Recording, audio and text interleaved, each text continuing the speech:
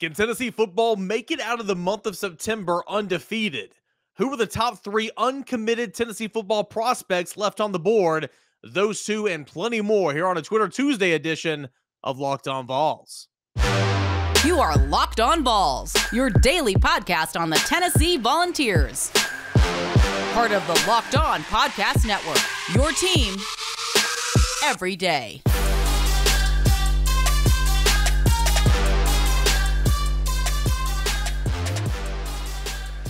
What is up, everybody? Welcome down into it. This is Locked On Vols, your go-to Tennessee Volunteers podcast, weekday mornings when you wake up. Of course, you know it. It's on YouTube and wherever you find your podcast. Guys, I'm Eric Kane. You can find me on Twitter at _Kaner and at Locked On Vols. And really do appreciate you guys for making Locked On Vols your first listen every single day on YouTube. And again, wherever you find it, Apple Podcasts, Google Play, Spotify, you've got Odyssey app, all the different ways that you can find and listen. Of course, you can watch it on YouTube. So got plenty to get into here today with Twitter Tuesday. Got Ben McKee, my buddy from VolQuest.com. He's going to stop by and talk a little baseball in segment 2. And then in segment 3, there's some things we got to get into regarding baseball from over the weekend that I simply just didn't have time to do on Monday night. That game was going super late. I went ahead and pre-recorded the last 2 segments and then waited till the game to get over. To do that first segment talking about the game when Tennessee beat Georgia Tech. And so we had the Evan Russell situation for over the weekend. And, of course, Jordan Beck flipping the bird to Georgia Tech. We're going to get into that. That's coming up in segment number 3. So looking forward to that. All right, guys, I'm Eric Kane. I'm your host. If you're new to the show, appreciate you guys for giving us a try, hanging out with us today. I do radio in Knoxville, Tennessee at 99.1 The Sports Animal. That's the flagship station for the University of Tennessee. I also cover Tennessee football, basketball, recruiting, baseball at VolQuest.com. That's the rival site for Tennessee. Without further ado, let's go ahead and get into it. This is Twitter Tuesday on Locked On Vols. So we're going to head over to the YouTube channel and some of the comments on yesterday's show. And you guys can always put Twitter Tuesday questions there as well. This one's from Brent. Why did Vince Ferrara call part of the baseball game tonight against Georgia Tech instead of John Wilkerson? Does this happen often? I'm down in Panama City Beach, and I had to listen instead of watch tonight. It's a good question. So basically, that's normal. John does the first 3 innings and the last 3 innings, and his number 2, which is Vince Ferrara, does the middle innings. They follow that format of what Major League Baseball broadcasts do in terms of on the radio side.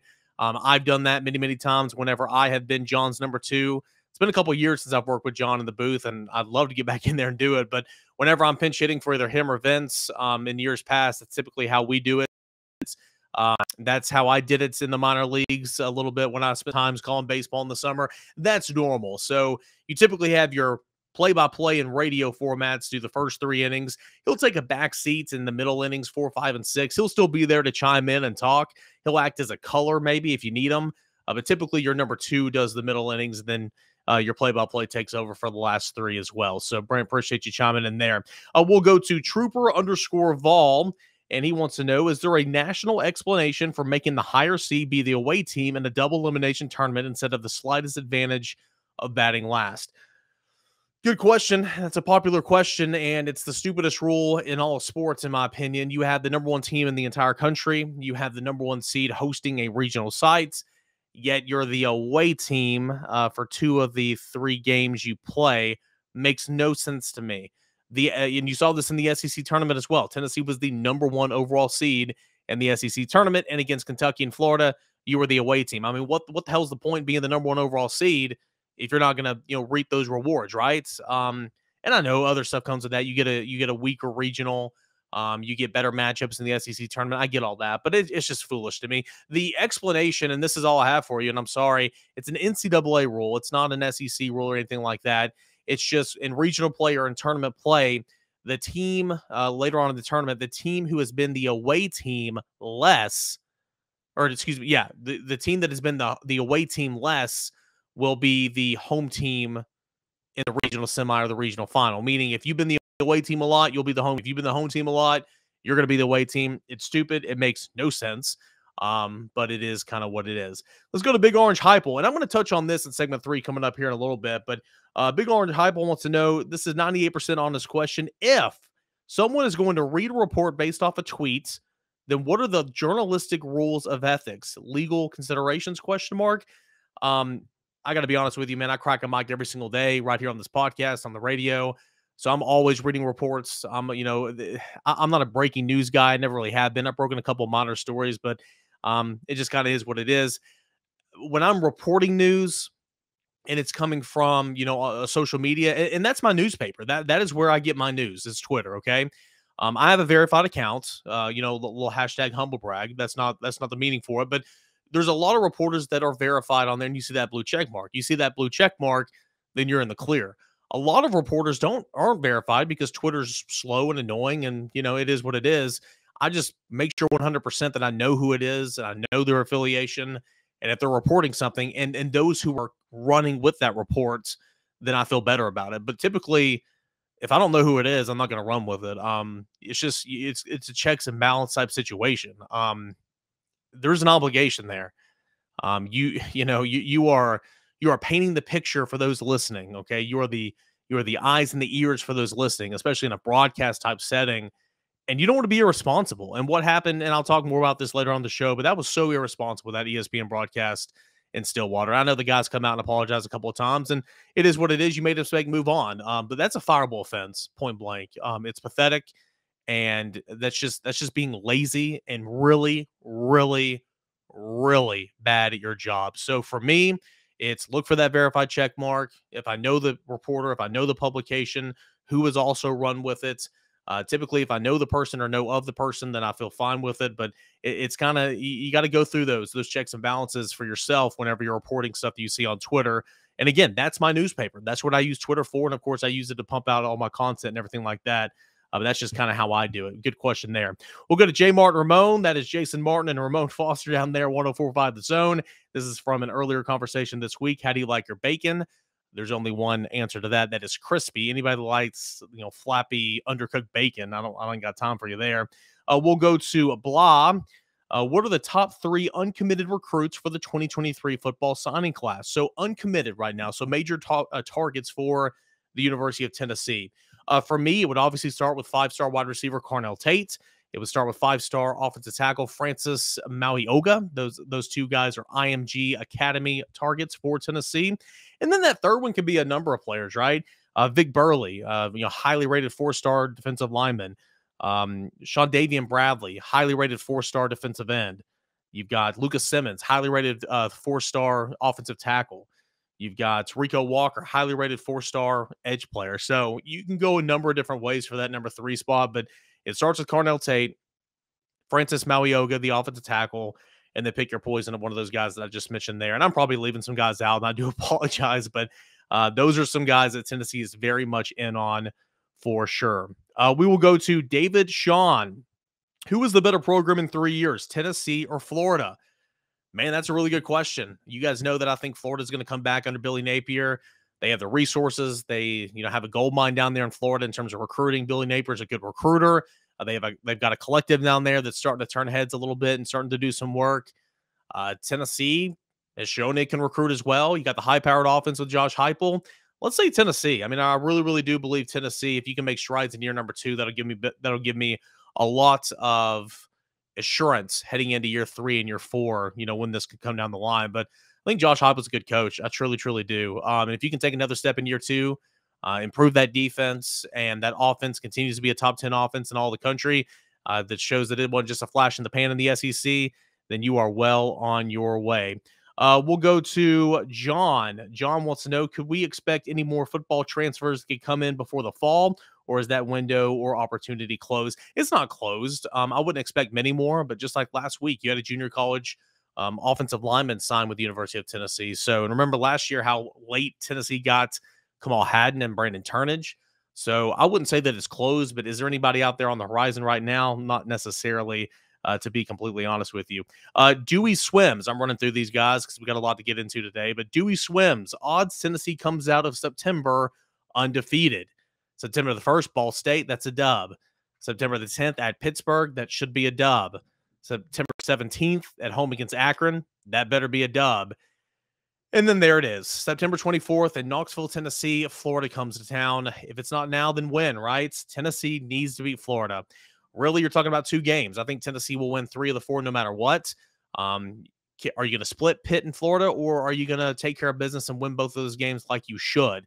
I think Tennessee beats Pittsburgh. I think Tennessee beats Pittsburgh for sure.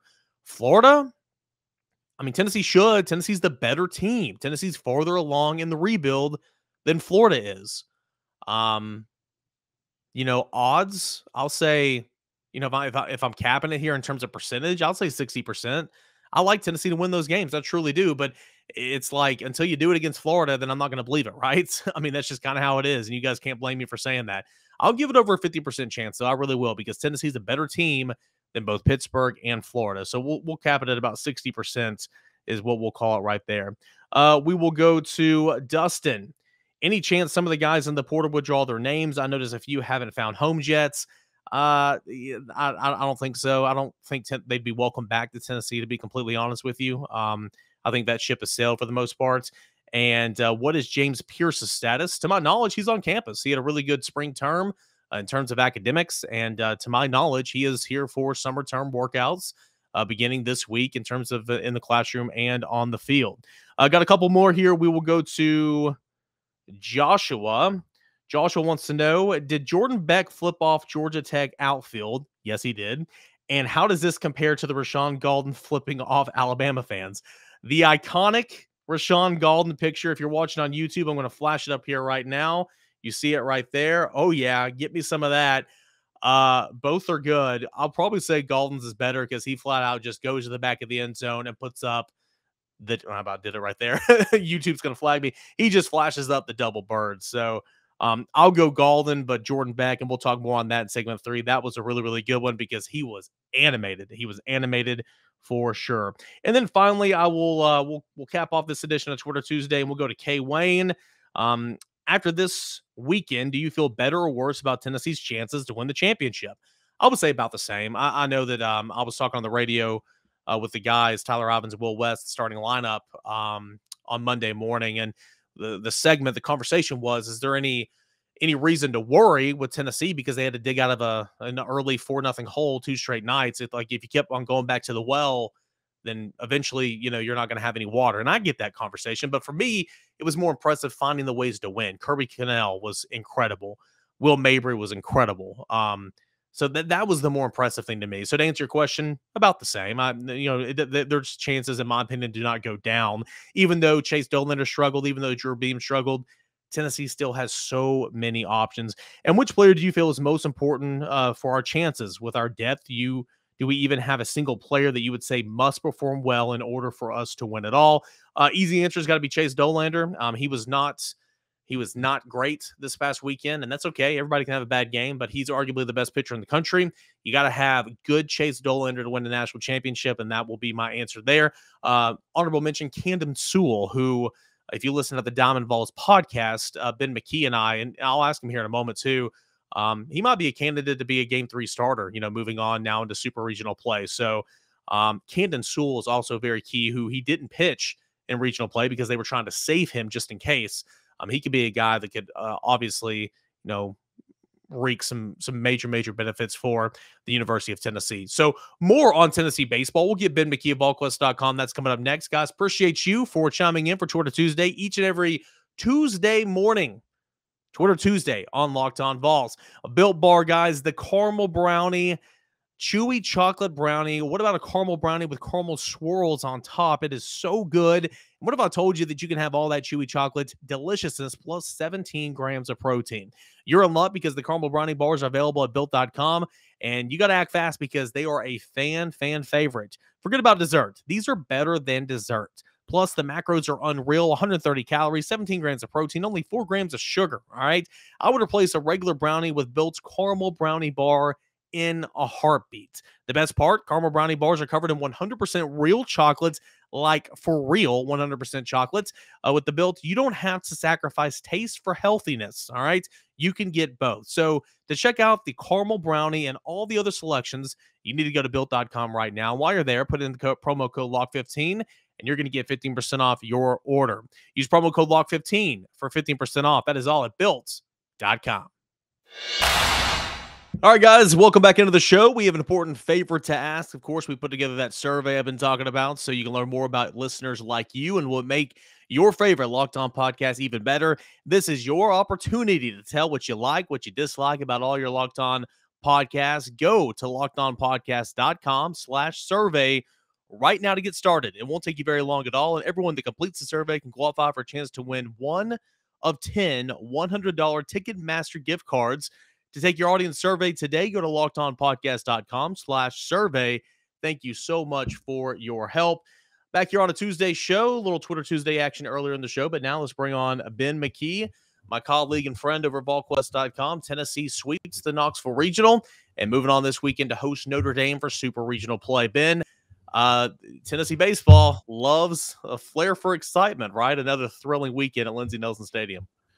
They certainly do. This team never disappoints. Going back to last season, Drew Gilbert in his walk-off grand slam against Wright State, and didn't take him long this weekend to have a similar home run against Campbell. And funny enough, a year to the day from that grand slam, has a big 3-run home run against Campbell that flew over the scoreboard, just like his one against Wright State did. So maybe not the cleanest baseball for Tennessee this weekend, but this time of year, all you care about is surviving and advancing, and Tennessee certainly did that. And although maybe it wasn't perfect baseball, they played well enough to get out of the Knoxville Regional, and now they're just 2 wins away from Omaha, which is the goal, obviously.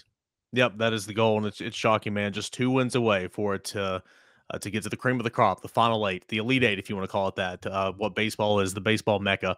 It's funny, man, because you had such a beautiful, beautiful outing against Alabama State from Blake Tidwell on Friday. And then Chase Dollander, arguably the best pitcher in the year, the SEC pitcher of the year. He did not look great on, at least numbers-wise, on Saturday.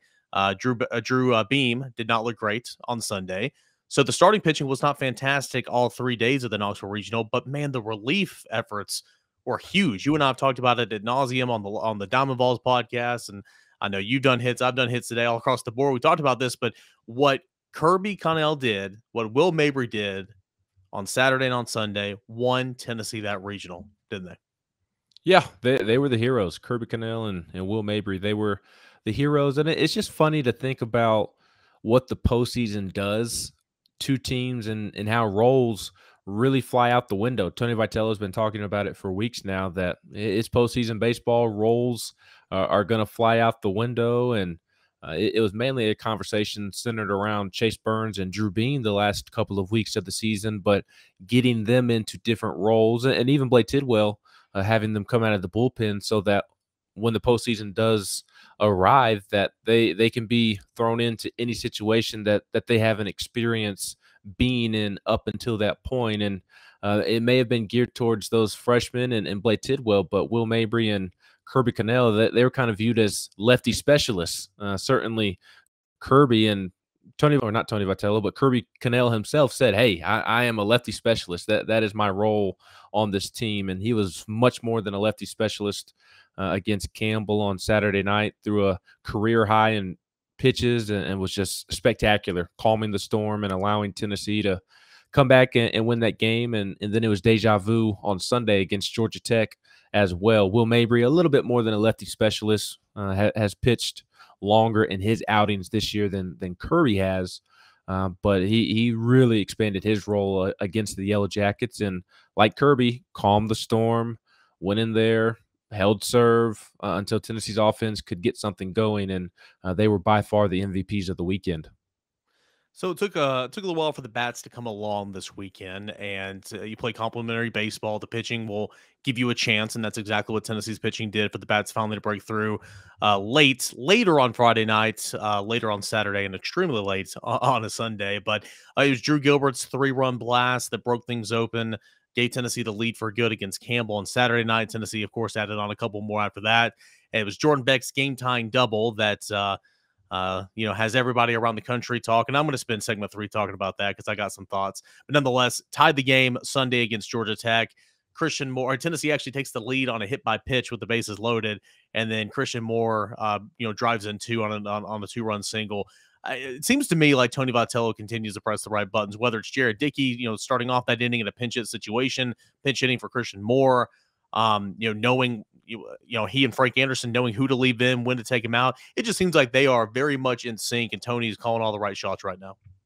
Yeah, everybody thinks of Tony Vitello as a recruiter and a team motivator, but he's more than that. He knows baseball, obviously. I would hope that he knows baseball in addition to being a great recruiter and a great motivator, as much as he's paid the second highest paid coach in the SEC behind Tim Corbin at Vanderbilt. And again, everybody pigeonholes him into that one role of being this elite recruiter that got Tennessee's program up off the ground. But along with the help of his assistants, they are great developers of talent. You've certainly seen many players get better over the course of their career at Tennessee. And not only that, but Tony really knows how to manage a game. And look, he leans on Josh Elander. He said Josh Elander is the one that made the decision there in the ninth inning to not bunt Jordan Beck and allow Jordan Beck to swing away. And Tony certainly has the final say, and I'd say 70% of the decision when it comes to changing pitchers. But he certainly leans on Frank Anderson to get his feedback and gauge what Frank would do, and they really work well together. So Tony Vitello, I would say an underrated game manager, just because everybody does think of him as only a recruiter. He is much more than that. He certainly presses all the right buttons when it comes to pitching changes. Pinch hitters worked all weekend long. Jared Dickey reached base twice when he pinch hit. Christian Moore, he had 2 big hits that drove in runs when he pinch hit. Evan Russell, after he was missing for game 1, comes in on Saturday night and gets a pinch hit single. Pinch runners, Kyle Booker coming in and beating out a throw that helped Tennessee in that inning to come back and beat Georgia Tech. He just really pushes all the right buttons. And again, I think he's underrated from a manager aspect of the game of baseball.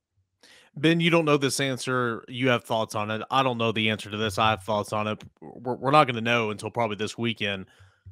Who would be your game 3 starter right now? Drew Beam has hit a wall. He's been so good for Tennessee, but he's hit a wall. Chase Burns has hit a little bit of a wall as well. Would it be Camden Sewell? Would it be Ben Joyce? Would it be Burns? Would it be Beam? Who would be your game 3 starter right now? Camden Sewell.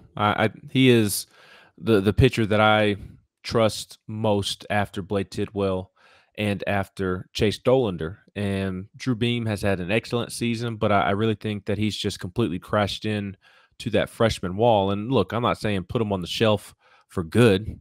You still need to use Drew Beam. He is a good pitcher, but it's been about a month and a half now to where he's really had to battle through outings. And you really want to compliment the young man for battling through outings, but his command has not been the same because of that freshman wall that he has hit. And while it's great to commit, to really highlight how he has battled through certain jams in his last several outings, there's a reason he's in those jams, and it's self-inflicted wounds and him not having great command. And his walk numbers have been up.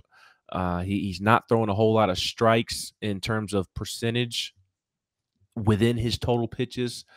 And I don't know how you can continue to trot him out there as the game 3 starter when there's a pretty long line of evidence at this point of him struggling with his command. And I think Camden Sewell is playing his best baseball right now, and I would roll with him. And if you get into a pinch where you need to start Drew Beam, then all right, fine. That's one thing. But I don't know that I would play around in a game 3 and not start my third best option. And I think right now that's Camden Sewell.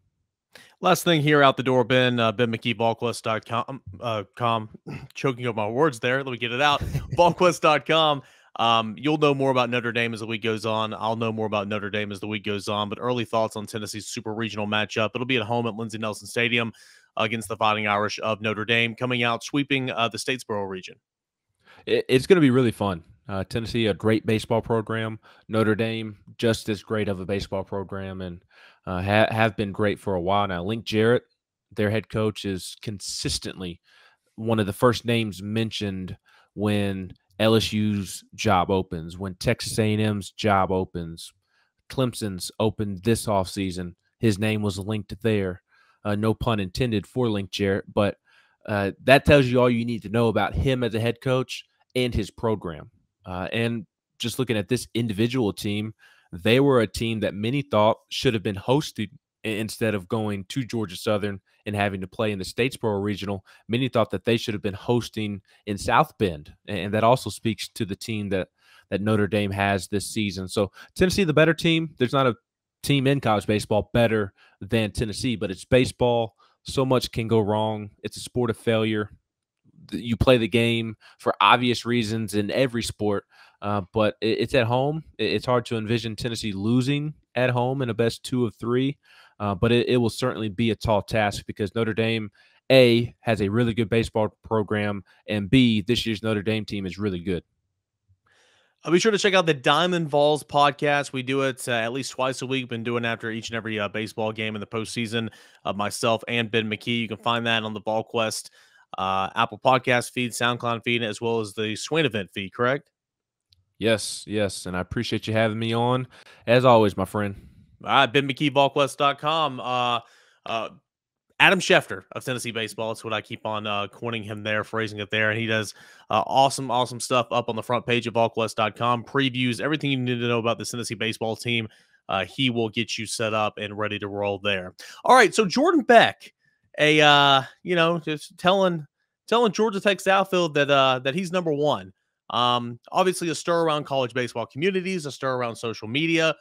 What say you? What did you think about the bird? Oh, from old Jordan Beck. I'll give you my thoughts as we conclude this Tuesday show when Locked On Vols returns. Just a couple more minutes left on this edition of Locked On Vols, your Tuesday show here for this week. And welcome back into it. I'm Eric Kane. Guys, thank you so much as well for earlier in the show. It's Quarter Tuesday. That was awesome stuff. Hey, don't forget to rate, review, subscribe. Click the thumbs up on the YouTube page, comments in the comment section, anything to help the algorithms out. If you're listening on Apple Podcasts, please throw me a 5-star review if you wouldn't mind. Write a nice little comment. One of these days in the summer when we're really, really slow, I'm going to read all the bad reviews that I have, and it's going to be hilarious. So looking forward to that here in the month of July, most likely. But if you wouldn't mind, go ahead and throw me a little 5-star review. Write me a little review on there on Apple Podcasts. Anything to help the show grow, guys. I thank you so much for that. All right, last thing that we're going to discuss here. There was an incident in the 9th inning when Jordan Beck, we heard the call from John Wilkerson last show on a Monday. He doubles over the center fielder's head. Center fielder misplayed it for sure, but he doubles the straightaway center field to that wall, and he brings the game-tying run in to tie it at the time at 4-4. That was Kyle Booker that came on. Jared Dickey led off that inning with a single. They pinch ran for Kyle Booker. He ran all around the bases and scored on that. It was a tie ball game. Jordan Beck, while going from first, rounding first to second base, he has a little we're number one finger salute there out there to the Georgia Tech outfield. Everybody's making a big deal about it. Well, locally, it's not that big of a deal, but, the national media, how society is nowadays. Everything's the worst thing in the world, and you're a scumbag of a human being if you do anything remotely emotional, right? It just kind of is what it is. First and foremost, I'm not going to sit here and say that was the right thing to do because it's not. My mom, I remember one time when I was in Little League, gosh, I was probably like 10 years old. I was a little crap. I struck out looking, and I turned around and told the umpire that, and my mom screamed from the stands. That's one of my favorite growing up because it's hilarious now. I was so embarrassed. She was like, Eric Mitchell Kane, you get over here right now. She screamed. I don't even remember what she said. She was screaming. It was embarrassing, right? It was so embarrassing. So, I was raised in a way to where no, that is a huge no. I don't condone what he did whatsoever. But at the end of the day, I'm not going to sit here and say that I have an issue with it. I don't care. I mean, it's an emotional game. Tennessee plays the game that way, right, wrong, indifferent. These guys, when they're in between the lines, they will go to war. They will talk trash. They will let you know what they just did, and they will make you like it. They will cuss at you. They will bat flip. After the game, they will spend an hour like they were Sunday night, late night into the night, and they will sign autographs for every little kid that came to the game that wanted an autograph. That's just how these boys are. And so, it is what it is. Parents would not allow me to do it. But I'm not too upset about it. It is what it needed. But I'm not going to sit here and say that, Jordan Beck should be ashamed. Now, the national media is another conversation. I hate when people say, oh, the media this, the media that, because technically I'm the media, right? I mean, I cover the University of Tennessee. I have I'm a part of a radio show, and I have this podcast. And so technically I'm a part of the media, and I hate when people just say media this, media that, because I feel like they're grouping me into that conversation. I know you guys know this, but there's a clear difference in local media and national media, right? National media likes to come in, swoop in, act like they know the situation when really they don't have boots on the ground every single day, like your boy right here covering the University of Tennessee. And there's some great national media members. I'm not saying that they're all like this, but it just kind of is what it is. And they like to take swipes. They like to throw jabs.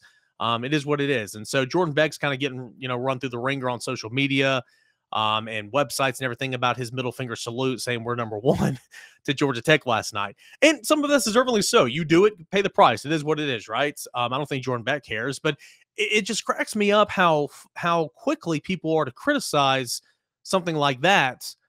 And some of these same media members who were taking offense to what Jordan Beck's obscene gesture was with the flipping off the other night had nothing to say when an ESPN broadcast at the Stillwater Regional, not even in the Knoxville Regional, across the country, Oklahoma State was playing, forgot who it was, but this was Friday night, and they commented on the Evan Russell situation, taking a tweet, as we mentioned from Big Orange Heupel earlier in the show from Twitter Tuesday, taking a tweet that was unsourced, that was unverified from Twitter, and running with it on the national broadcast, saying that Evan Russell was not available for Tennessee because he failed a drug test in terms of PEDs, and that he's suspended the rest of the year, and that the whole Tennessee baseball team was going to be drug tested the following day. That was false. That was not true. And that's kind of where you got to be very, very careful when you're in that position and you're going to report something, an ongoing story. You got to make sure where you're getting your facts from and make sure that they are sourced, they are blue check mark, you know who it is, they come from a publication that you read, that you admire, that you respect. Nothing wrong with getting your sources from not wrong getting your news from Twitter. I do that, but it's just I can't believe that some of these same people that are throwing stones at Jordan Beck had nothing to say about an ESPN play-by-play broadcaster and his color man in a regional baseball game halfway across the country, commenting on something in Knoxville, Tennessee, when it was 100% not true. Everybody makes mistakes. Lord knows I've made plenty of mistakes. I am not perfect. I sin every day. I'm a scumbag. It is what it is, right? We all have shortcomings. That's bad. That was very, very bad what happened on Friday night. Evan Russell obviously going through some things. His father came out, had some social media posts saying that he was dealing with anxiety and stress and pressure and all that. He was made unavailable. There were rumors running wild about him failing a drug test, PEDs, all this type of stuff. I mean, it was crazy. Whatever. I mean, the rumor mill was just swirling like crazy. And it's hilarious to me. And I'm in this industry. Everybody wants the information right now. Everybody wants to get the information now. And how quick are you to use 280 characters here to try to get your message out and try to be first when you don't take time to vet the situation? And in that type of situation, why even try to race to it? Obviously, it's a very, very difficult situation, what was going on with Evan Russell. So I was shocked a little bit Friday night. I was disappointed. I can't believe that happened. And this isn't just for a Tennessee athlete. If this happened to a Florida athlete, a Vanderbilt athlete, an Alabama athlete, I'd say the same thing. It's just ridiculous, right? Again, everybody makes mistakes. The broadcaster, a former baseball player, he came out, he read a script of an apology, a scripted apology on the air the next day, which was crap. It wasn't even on camera, and you could tell that he was reading it. But he did come out and he tweeted an apology. Later that day, ESPN's broadcast of Tennessee's game against Campbell on Saturday night, they read off an apology. So it is what it is. Okay. I mean, everybody makes mistakes. You take steps to try to mend those fences and all that. It is what it is. Evan Russell's dad even came out and said, to the tweet from the broadcaster, saying, hey, no harm, no foul. It is what it is. Let's move on. It's all good. And so if the family can come out and say this, then why can't we? So I'm not sitting here saying all that, but at the end of the day, because I do this for a living, this is a microphone. I talk into it every single day, and I take pride in it. I love it. It is a responsibility. That is 100% a fireable offense what happened. I'm not going to call for his job or anything, and I'd make a difference anyway, but that's not what I'm doing here. I'm not calling for the guy's job, but I'm saying what happened on that broadcast on Friday night is a fireable offense. There's no place for it, and 10 years ago, that guy would have lost his job. 100% would have lost his job. And nowadays, people lose jobs over just literally anything. It's hilarious. I'm not a fan of ESPN. I think you guys know that. I think ESPN's a crap network. It is what it is. But they did take the steps. They had apologies out there. They had written statements, all that type of stuff. I'm just saying that is a fireable offense.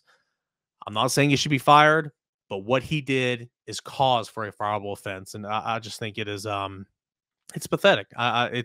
It was really, really bad. So that's my comments on that. A lot of people were asking me what I thought about the Evan Russell situation, what I thought about the Jordan Beck situation. Evan Russell situation, good that he's back in the lineup, good that he's feeling better, and good that he's back to contributing for Tennessee, because Tennessee, back to another Twitter Tuesday question. I think it was K. Wayne, the last one, asking who needs to play well for Tennessee win the national championship. I mean, Evan Russell's got to be in that conversation as well. I mean, Tennessee doesn't win without a good Evan Russell. So glad that he's back and he's feeling better and he's in the lineup, and that's great. Jordan Beck's a little middle finger salute. It was unneeded, but it doesn't hurt my feelings. It is what it is. This Tennessee team, they talk trash. Watch Drew Gilbert. Every time he hits a home run, every time he has a big hit, watch when they zoom in on him rounding the bases. Try to read his lips. That's just how this Tennessee team is, and all those guys are great guys off the field. So those are my thoughts. If you guys want to chime in the comment section on YouTube, DMs are open. If you want to give me some of your thoughts, by all means, they are open. And for those of you guys that think that gesture was 100% unacceptable and there's no place for it, I hear you. That is, I understand that, and I'm with you for the most part, for sure. Will not condone your thought process there. Just to me, it is what it is. It's baseball. It's an emotional sport. But anyway, I thought it was funny more than anything. All right, that's going to do it here for this edition of Locked On Vols. Thank you guys so much for chiming in. Sorry for going a little later today. I know it's a little longer show, but had a lot to get into. Thanks for your Twitter Tuesdays. Thanks to Ben McKee for stopping by. And thank you guys most of all for listening as always, and for making Locked On Vols your first listen. Now, for your second listen, try the Locked On NBA Big Board podcast.